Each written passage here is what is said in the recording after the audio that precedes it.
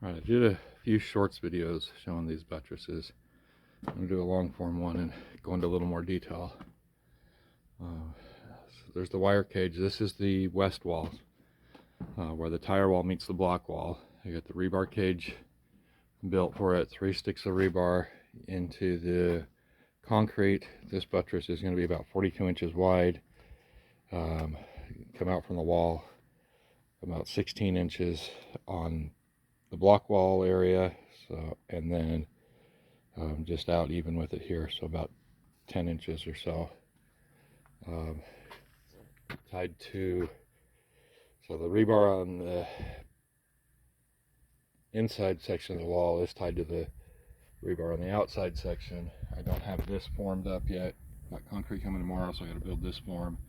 But you can see it ties into the rebar on the outside there. I got 2 sticks of rebar on the outside, 3 on the inside here. This is one of the spots that I still need to build the concrete form. The other thing is I've got rebar going through the block wall, tying in together there.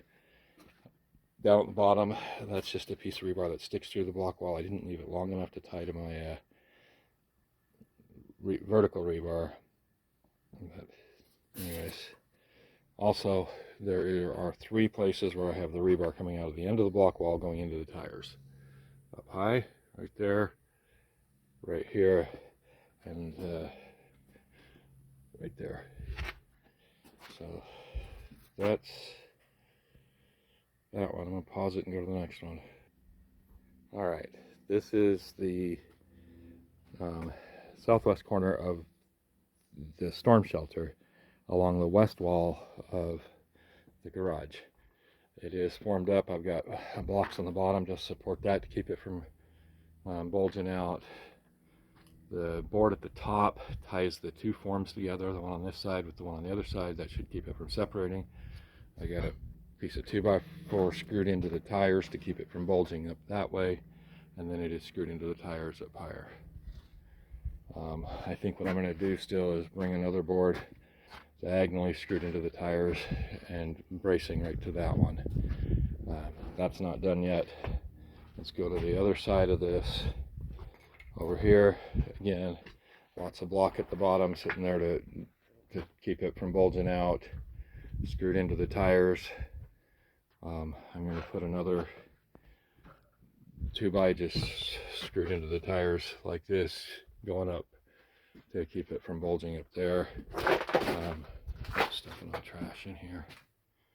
But again, at the top of the wall there, it is has a 2x screwed down into the top of the form and over to the other one. This spot here where I've got the cooling tube, I've got rebar around it, but I don't have that formed up yet. I know what I want to do to form it up. I'm not sure I have the materials to do it. I might have to run into Home Depot, get some more 2x4s to finish that up. That is lower priority right now than getting these buttresses done, so it probably should be equal priority. So I need to get that formed up. I got concrete coming tomorrow at 11. Well, yeah, tomorrow midday anyways. And yeah, so I need to do a little form around that. It's not really a buttress, but I wanted to get a spot where I have a concrete pillar there to support the weight of the roof that's going on this. I got 5 inches of concrete going on top of this. It'll go on top of the block wall, on top of the buttresses. So I get a concrete pillar there, and then it will overlap the top of the tire wall about 6 inches all the way around. So still need to get that formed up. This one is formed up, but it is not completely braced. I need to do a little more work along this wall. A couple of screws in there into the tire. Put a board going up here, screwed into the, I need to do a board up along the tires here, screwed into the tires to keep this from bulging out this way, and then pile a bunch of block up here, keep the bottom from bulging out. Still have that to do with that one. Pause this. This is inside the storm shelter. Let me go around to the other side. All right, here we are outside the storm shelter. This is the same wall I was just showing you. The other side is formed up, but not completely braced and blocked. This side I don't have the forms up. So I basically have 3 sets of forms I have to build still. The west wall, the center of the west wall where the tire wall and the block wall meet. This side of the this side of the storm shelter, and obviously the outside of the west wall spot. Anyways, those 3 spots I got to build forms. This spot, the forms are built, braced. Inside of that plywood box there is my breaker panel, which, yeah, it's in the plywood box to keep it out of the weather for now until the house is dried in.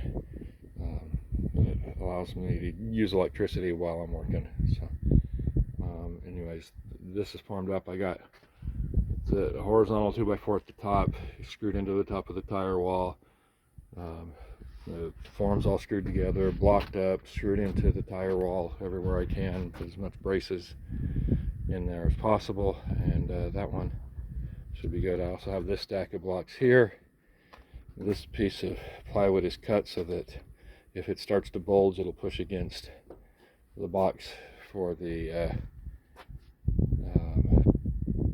electrical panel, which is also screwed into the block wall. And then at the top I got another piece of scrap wood there screwed into the top of the box and into there, and then butted up against the concrete form. On the outside of the wall here, let's see, let me back up a little bit. Still have my ladder set up there, but I got this log here screwed into this hole here, 2x4 there going to the middle. That black one was a piece of a bed frame, whatever, it's screwed in there and braced at the bottom. I've got it screwed into the block wall there. Oh, and there's a chicken trying to lay an egg in the tire wall. Yeah, it's built in, blocked up. I still am going to do another piece of 2x4 right here. Oh, got too close there. From there up to there, screwed into the 2 tires and pushed up against it to keep it from bulging out this way. Maybe another pole coming down from the top up there to where I'm standing, keep it from bulging that way. I guess the other option, let's go around. I'll show it from the top in a second. Alright, I think what I'm going to do here, I just grabbed that board on my way up here. I'm going to screw it down there, and that should keep that buttress from bulging out at the top and separating. So I need to get a couple screws on each side of that. As you can see, it's screwed into the tires here and there, over here and right there. And that should keep it from pushing that direction. Yeah, so I just got to brace this one up a little better, especially on the outside. Get that cross brace in. These 2 rebars here, I bent them because they were sticking up above the buttress on the outside of the house where there was nothing going to go above them. And so I bent them, and now they're about 4 inches below the top of where the concrete's going to go, which is fine. They're still below that bend. They go straight down. I don't think that's going to hurt the structural integrity. If anything, it's going to help it. So that's that buttress. Let's get another view. Looking down, I still have to fill in the concrete in the block wall here. I've got the first couple blocks laid, and then several blocks to go. Somewhere around 30 blocks left to lay in that section. Okay, here's the buttress. This is the north wall of the storm shelter. It's formed up here, not completely blocked. I need to do more blocking on the inside of the storm shelter there.